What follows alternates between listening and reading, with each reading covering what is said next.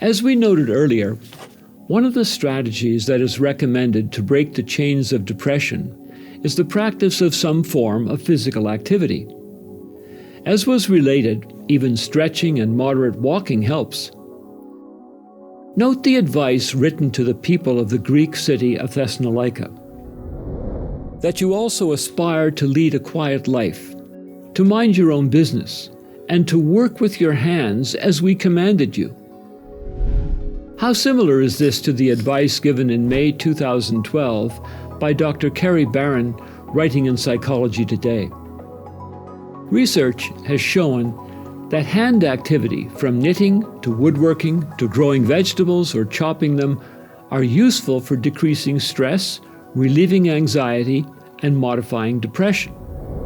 It appears that Paul knew 2,000 years ago a critical tenet of modern psychology.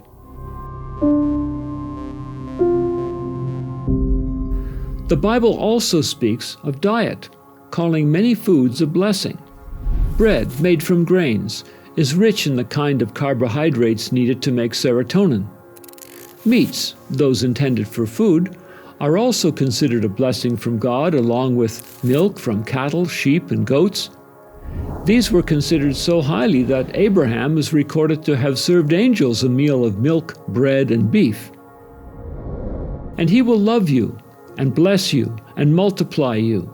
He will also bless the fruit of your womb, and the fruit of your land, your grain, your new wine, and your oil, the increase of your cattle, and the offspring of your flock, in the land which he swore to your fathers to give you.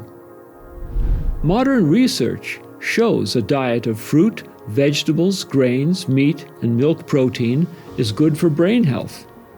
Yet it was advised millennia ago by those who were inspired to compose elements of the Bible. A balanced diet is essential for a good supply of neurotransmitters and hormones that enable brain function. Any diet or fad that disturbs this is one that will put emotional and mental health at risk.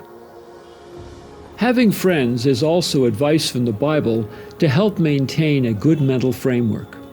People to whom one can turn in times of need are a comfort and support.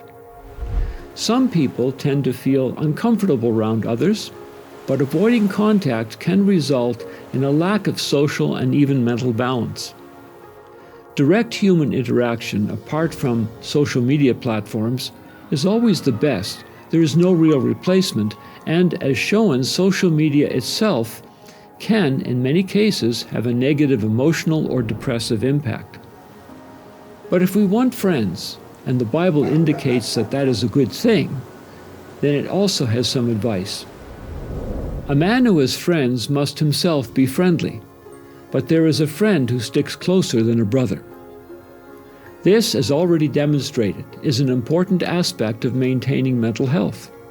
It is important to note that the Bible does give some warnings about those we should not seek as close friends or associates. We should carefully select friends who will have a positive effect. The righteous should choose his friends carefully, for the way of the wicked leads them astray. Persons who are of a volatile, cruel, or angry personality should be avoided when considering a close relationship.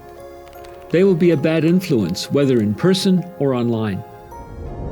Make no friendship with an angry man, and with a furious man do not go. This makes common sense when dealing with mental health. Paul was even more explicit when he stated, "Do not be deceived. Evil company corrupts good habits." Friends are an important part of our lives, but we should be careful to select true friends, those who will seek only our good as we seek theirs. They can become a very positive social support for someone seeking to successfully battle the challenges of depression. One of the strategies that was raised by a researcher referred to earlier in this series is that of developing a generous and thankful frame of mind. As we saw, medical research recognizes this as a very powerful tool in the battle against depression. In fact, it is usually difficult for depression to continue to exist in the presence of generosity and gratitude. The scriptures have contained this advice for at least 3,000 years, linking generosity, kindness, and honesty to a happier frame of mind. A generous man devises generous things, and by generosity he shall stand. Showing kindness, even a smile and an occasional helping hand or word, lifts one's own mood. We all desire to see this quality of kindness in a person, not just for their own benefit, but for the favorable effect on all with whom we will have interaction. In fact, kindness and gratitude are very close relations. For those who may wish to learn more about the principles of mental and physical health that are recorded in the ancient text called the Bible, you may find the free booklet by Dr. Douglas Winnail, Biblical Principles of Health, to be a most worthwhile resource. You can find the link to the order at the end of the video. Depression, as we saw at the beginning of this Viewpoint series, is a growing problem that is threatening both the social and economic well-being of the nation. The lifestyles and new value sets of this postmodern environment are likely significant factors contributing to this plague of despair that now afflicts so many. Yet there is hope. Steps one can take to once again discover and experience the joy of life. It is both revealing and interesting to note that what we have discussed is supported by modern science, yet 2,000 years ago, a well-educated and connected Jewish leader who was used to author a good portion of the New Testament also commented in a similar way on keeping a positive mindset. Finally, brethren, whatever things are true, whatever things are noble, whatever things are just, whatever things are pure, whatever things are lovely, whatever things are of good report, if there is any virtue, and if there is anything praiseworthy, meditate on these things. Depression can be defeated. Yes, there is both help and hope. Those suffering from the effects of depression can find advice and support from the medical profession.